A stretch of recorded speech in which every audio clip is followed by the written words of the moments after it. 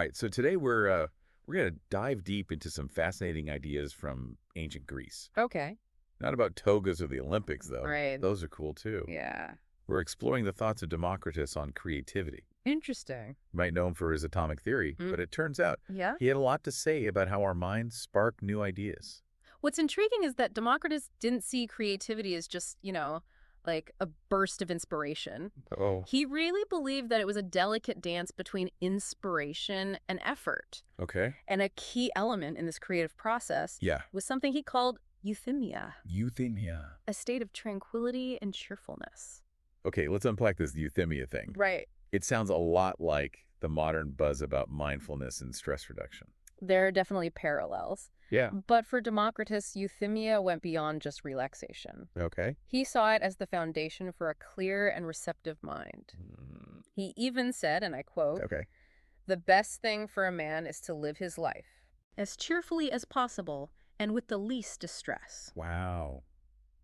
That's from fragment D53, D53. for those following along at home. I like it.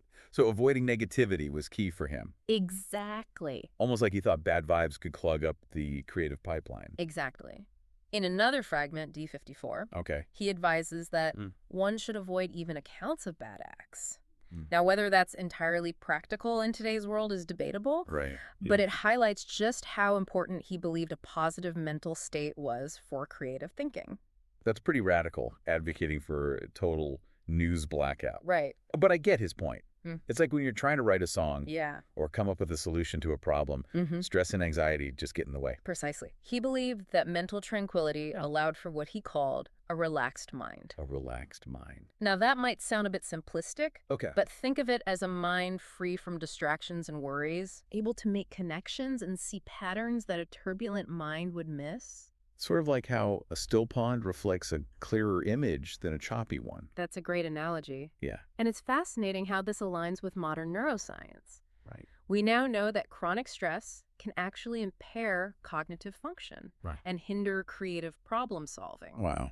Democritus, of course, didn't have fMRI machines, Right. but he seemed to grasp this intuitively. So how did he think this relaxed mind actually helped with innovation, right? Did he see it as just being in a receptive state, Yeah. waiting for inspiration to strike? Or was there more to it? That's where things get really interesting. Okay. Democritus believed that tranquility wasn't passive. Uh-huh. He saw it as a catalyst for making new connections between ideas. Interesting. He didn't spell out specific techniques for achieving this, Yeah. but his philosophy suggests it involved a combination of contemplation Oh, okay. and actively seeking out positive experiences. Okay. So it's as if for Democritus, a tranquil mind wasn't just empty, Yeah. but like primed for insight, Okay. almost like fertile ground, ready for seeds of ideas to take root. So it's not just about clearing your mind. It's about actively preparing it for creative breakthroughs. Yes, and this is where his ideas go beyond simple relaxation techniques. Hmm. He was talking about a way of being in the world that fostered innovation. Okay. He didn't leave us detailed instructions, but we can glean insights from his broader philosophy. Okay, so no Democritus-approved meditation app. Not exactly. Yeah. But if we looked at the practices valued in his time, Right. things like philosophical discussion, Uh-huh. spending time in nature, and Yeah. seeking out beauty and harmony, Okay. we can see hints of how he might have cultivated this mental state.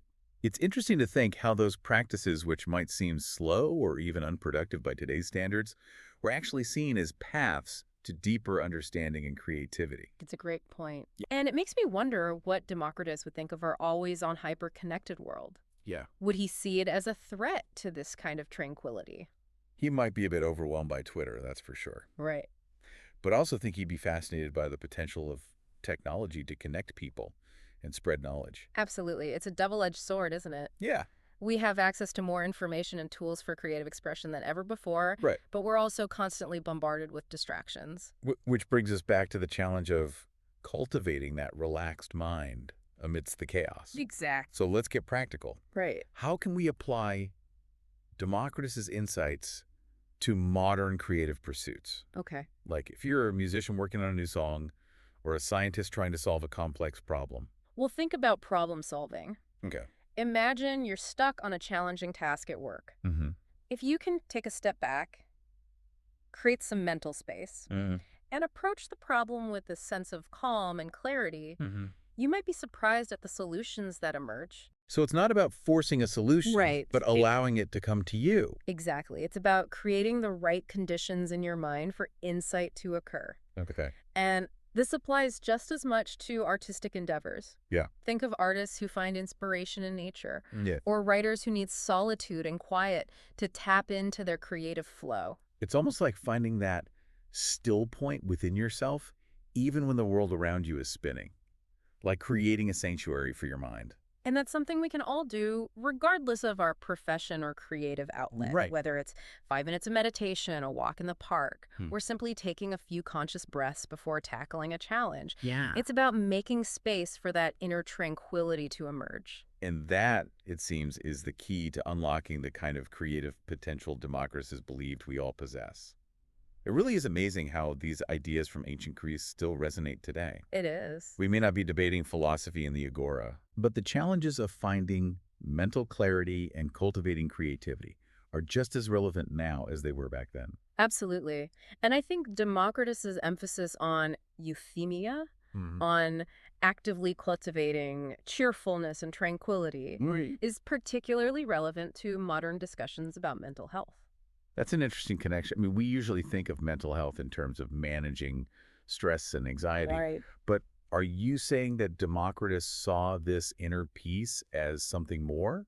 Yeah. As a kind of fuel for a more creative and fulfilling life? I think that's a fair interpretation. Yeah, okay. He wasn't just talking about avoiding negative emotions. Yeah. He was suggesting that a positive mental state, Right? a sense of inner harmony, Mm. could actually enhance our cognitive abilities Hmm. and make us more innovative. So it's not just about feeling better, it's about thinking better. Precisely. Mm. And that's something we're starting to see reflected in modern research on mindfulness and creativity. Mm. Studies are showing that practices like meditation can not only reduce stress, but can actually enhance focus, boost cognitive flexibility, and even spark new ideas. It's like Democritus had this intuitive understanding of how our minds work, Yeah. centuries before we had the scientific tools to prove it. It's truly remarkable.